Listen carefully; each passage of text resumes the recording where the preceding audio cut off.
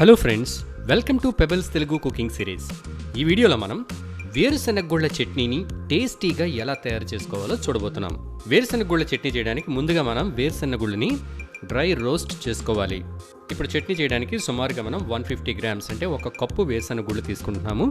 వీటిని ఒక ప్యాన్లో వేసి లో ఫ్లేమ్లో డ్రై రోస్టింగ్ చేస్తున్నాము. ఇవి మాడిపోకుండా అన్ని వైపులా సమానంగా వేగేలాగా దోరగా వేయించుకోవాలి.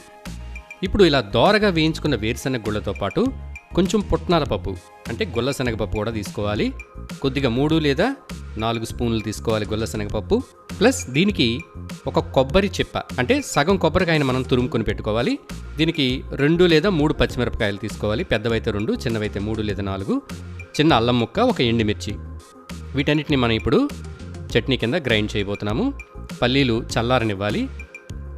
వేరుశనగగుళ్ళు చల్లారిన తర్వాత పచ్చిమిర్చి, ఎండుమిర్చి, అల్లం, అలాగే వేయించుకుని చల్లార్చిన పల్లీలు, గుల్లపప్పు, కొబ్బరి ఇవన్నీ వేసాము. ఇప్పుడు దీనికి సాల్ట్ యాడ్ చేసుకుందాము.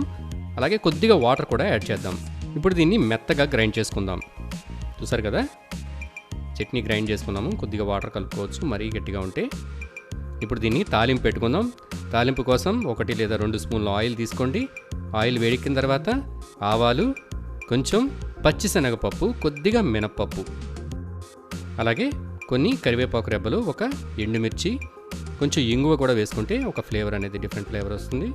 సో వీటన్నిటిని మనం ఇప్పుడు చట్నీలో వేసుకుందాము.